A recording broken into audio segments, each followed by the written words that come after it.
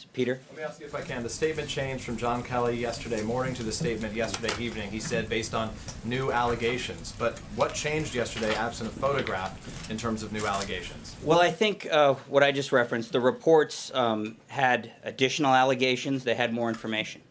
So you're saying the initial reports were two former wives accused him of violence, both physical and verbal abuse, was not sufficient for him to say that I think he's a man of honor? There were a number of statements from, from the press secretary, from the chief of staff, from others that reflected the Rob Porter that, we've come to know working here for over a year, and the chief of staff for about the last 6 months.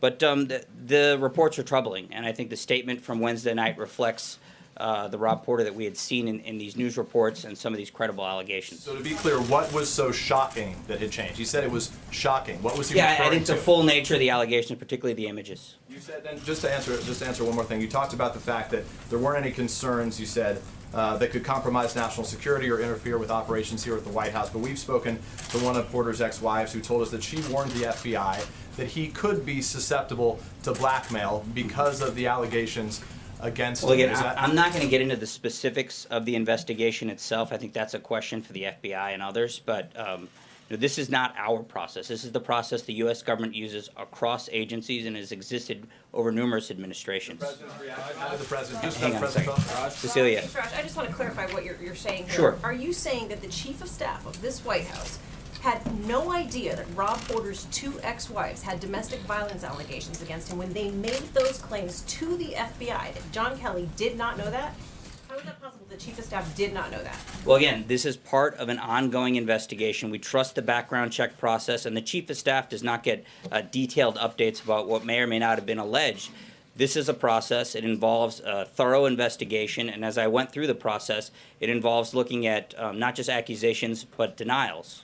Okay, the White House had said yesterday that Porter's decision to leave was a personal one, that he wasn't pressured to do so. So would Rob Porter still be on the job today had he not decided to resign? Well, Rob Porter was terminated yesterday, and his last day, his last day was yesterday. I know he came in earlier today to clear out his stuff.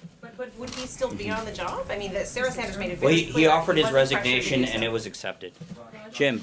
Yes, so in terms of the Chief of Staff's handling of all this, no regrets? Well, I think the second statement that he sent out reflected his thoughts, which is that these allegations are deeply troubling.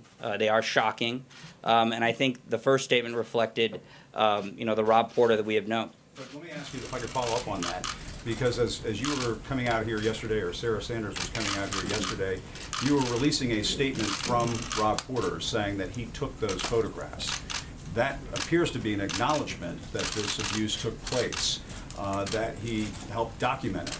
How can the White House Chief of Staff, how can the press secretary, how can this White House still be standing behind him when Mr. Porter appeared to be acknowledging that he had I think this it's fair to say that we all could have done better over the last few hours or last few days in dealing with this situation. But this was a Rob Porter that I and many others have dealt with, that Sarah had dealt with, that other officials, including the Chief of Staff, had dealt with. And the emerging reports were not reflective of the individual who we had come to know. And I'm just asking one other follow-up. Jeff, we've got a few. Raj, did the president know that Rob was working on a temporary clearance? No, the president saw the news report on Tuesday night and was informed of the resignation on Wednesday. He was saddened by it. Saddened for all the individuals involved. Over the last year, is that ever something that he was concerned about? He was not informed about the concerned specifics regarding Rob Porter's security clearance. Okay. Yes. What is the White House's reaction to comments made by former White House aide Omarosa on Celebrity Big Brother, where she said, quote, she is haunted by the president's tweets. She described the situation inside the White House as bad and said it is not going to be okay. Not very seriously. Omarosa was fired 3 times on The Apprentice, and this was the 4th time we let her go. She had limited contact with the president while here. She has no contact now. Sorry. Francesca. Thank you, Raj. I wanted to clear up a few things that you said today on this. So first you said that the president wasn't aware of Mr. Porter's security clearance status, but when was the president aware of the allegations of abuse? On Tuesday night when there was a report issued. And then secondly, you have said that Rob Porter was terminated twice in this briefing. Is the White House now saying that Mr. Porter was fired? I just mean the process by which your employment status ends is termination. And then the last thing on that is, you said that there are things that this White House could have done better with respect to this.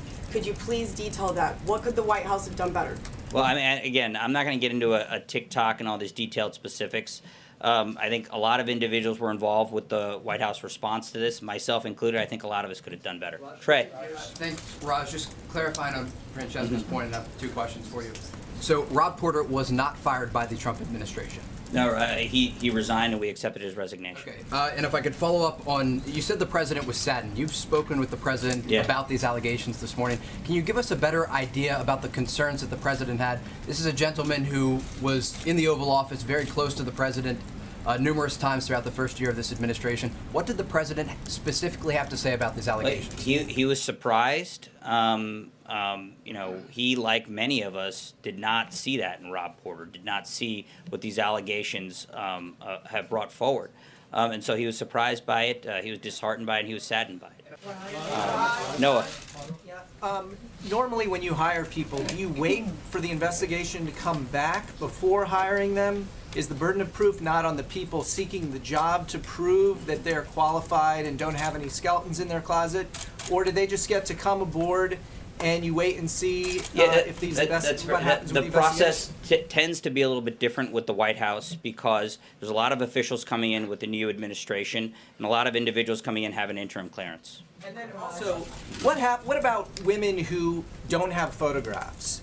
Do you trust their stories? Because a lot of times, you haven't been at the podium, but Sarah said that allegations weren't credible from other people. Do you need a photograph? And how should women feel if they don't have a photograph? I don't think any standard applies. I just think that we do take allegations of misconduct, of domestic violence, other issues like that very seriously. We are very concerned about them. In this instance, in the case of Rob Porter, we relied on the background check investigative process. That process hadn't been completed, so we were relying on the information that we had. April. Okay, Raj, 2 questions. I want to follow up on Noah. You say the president takes the issue of violence against women seriously. Yes. Why did this administration close the Violence Against Women office when he became president last year? He defunded it and everything, and also he shut down the Women and Girls office as well. And I have another question on. I don't know specifically why those specific offices may have been closed, but look, I did talk to the president earlier today. He told me he was very saddened by these reports and by the information that he saw, by the images that he saw. We do take violence against women and these types of allegations very seriously.